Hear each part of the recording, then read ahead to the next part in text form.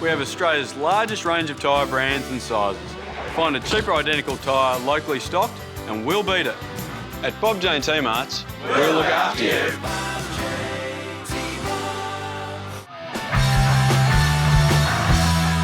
It's a very exciting day for the club, very exciting weekend, a massive weekend.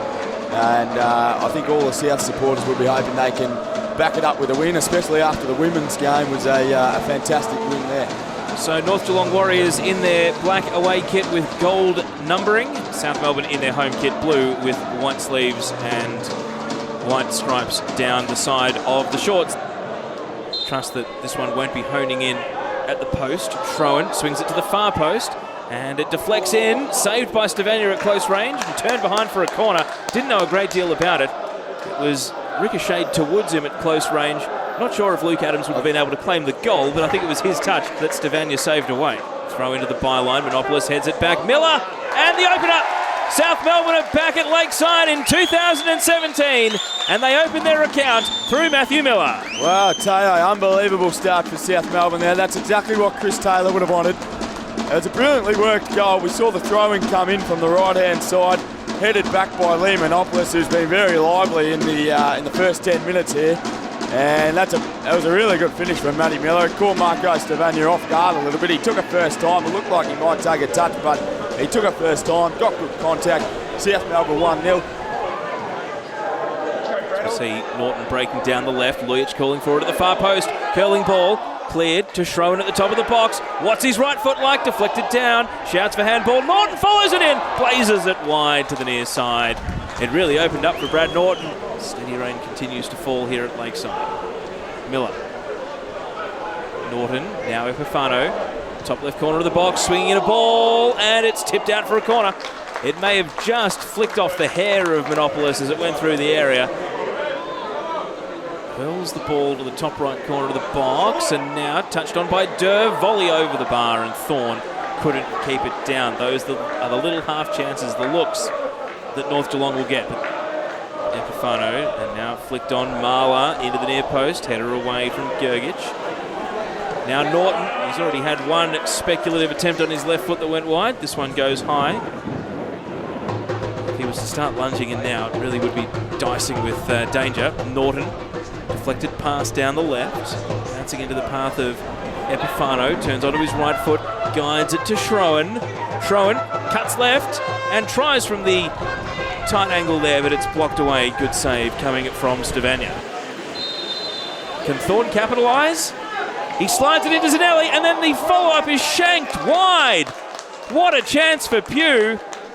It looked like a tap-in, but nothing is certain in this sort of weather, and he sliced the follow-up wide out for a goal kick. Zanelli could only parry it. It looked, on a dry day, he'd scoop that up every day of the week, but obviously could only parry it in this weather. And now Adams with a header, backsliding towards the line, and it's cleared away by Zanelli. Felt like they had North Geelong trapped in the vice, and all it really took was one good outlet pass to launch a counter-attack. And now North Geelong are playing with some real spirit. Doig driving it, Zanelli parries, and now the follow-up is in, and Grgic has scored! North Geelong are level at Lakeside. Extraordinary! Unbelievable scenes here. It could have been 3 goals at any point there, and they've finally managed to get one in the back of the net. I just wonder, Teo, if that one was going out, or if Zanelli needed to get onto it, or if it was going in. The replay will show it up, but yeah, unbelievable scenes. North Geelong, they'll be very excited. They've jumped up off the bench, and now all the momentum's with them. Yeah, well, 5 minutes ago, this looked like an absolute walk in the park. My word, the mood has changed around the ground at the moment. Suddenly, the South supporters up in arms about a few decisions. Here goes long ball, Lujic, 1-on-2, top of the area. Waits for support to arrive in the form of Monopolis. Edge of the box, Monopolis looking for Lujic, deflected, and leaping onto the ball. Suddenly a lot more urgency up either end, but Epifano, back to Fascini. Ball through the right side, Monopolis with space to sweep onto the ball from the byline, cuts it across, and Millar, deflected shot, high and out for a corner. The trip from... A fairly vocal 20 though, I've got to say. They've been up and about most of the day, and as they would given performance. Now, Durr marching into the area. Durr, no power behind the shot. Zanelli still parried it. and then went and dived on the rebound, able to avert the danger for South Melbourne. That, I think, will play into the hands of South Melbourne, but we'll wait and see as Epifano tries to get on the end of it. And clips it into the area. Lujic cleared off the line and then dived upon by the keeper. Stevania able to hold on. Townley was there. It wasn't the most powerful header from Lujic. It was all about positioning for Townley. Looking at the penalty area. Chance to put it into the box. Norton. Now Epifano into the area. And it's a penalty. Big call right on the edge of the box. And the referee had no hesitation. South Melbourne with the chance to retake the lead. It looked like a pretty clear foul. It just not whether it was on the edge of the box or inside the box, I'm not sure. But it's a penalty, and that's all that matters. And Milos Lujic is stepping up to taking it. Well, the fans have only just realised. I think we were all over it, Tim, but Stevania waits on the goal line. It's Lujic for the lead. It's Lujic putting South Melbourne back in front. In the 64th minute, South Melbourne 2, North Geelong Warriors 1. Yeah, sensational stuff there, Milos Lujic. He doesn't miss many, but that couldn't have got any more difficult. I reckon he had to wait almost 3 minutes to take that kick with the yellow card and the sending off the bloke on North Geelong's bench, but sent him the wrong way. 2-1 to South. South trying for a third, corner to the far post, and it's across the line. Adams could not turn it in.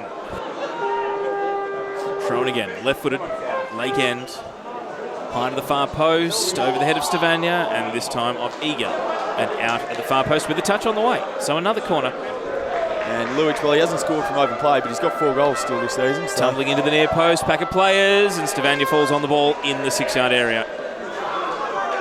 North Geelong will take possession of the ball. Townley. High, long clearance. Eager judges it well in the air. Thorne charging through. Left-footed shot, trying to catch out. Zanelli can't do so. Zanelli collapses onto the ball and holds on his chest. Doig plays it to the top of the area. Flicked on by Grgic. Anderson. Adams was at the fall of the ball. Only as far as Grgic, though, on the tight angle. And Zanelli holds on this occasion. High ball. Headed away by Eager. It's been the story of the last 25 minutes. And now Doig. High ball. Adams rising above Grgic, heads it away once more. Menopoulos at the fall of the ball. Breaking wide to the right. Whistle in the mouth. Home sweet home for South Melbourne. They return to Lakeside and return to the winners list. It was nervous. It was ugly at times, but they got the job done.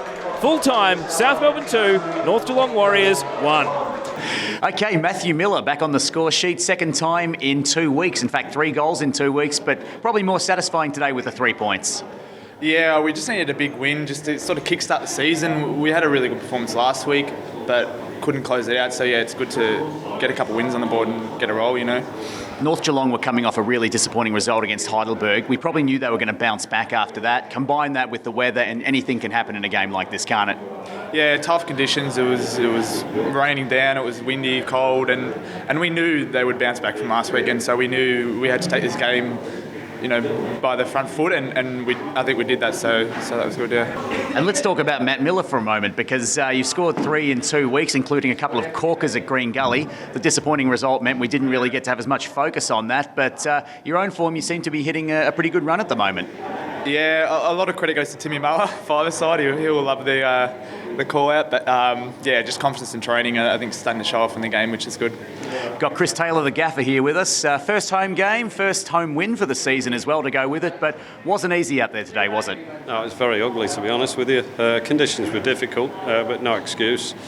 Thought the first 15 minutes or so, until we went 1-0 up, we were okay. You know, created a few chances, but it became a bit of a slugfest in the end. And you know, while I thought we were the better side, you're always in danger of having that scrappy goal, or you know, like the goal that we conceded. You know, just skidded through to the keeper, parried it, and all of a sudden the score. So yeah, difficult conditions out there. I think 4 changes in total to the starting lineup today. Was that a reaction to the disappointing finish at Green Gully, or was that something that was forced on you? Yeah, well, look, no one's happy when you concede 4 goals in 15 minutes, and it was just total capitulation, you know. So we're going to make changes just to make sure players know that they're accountable for their actions.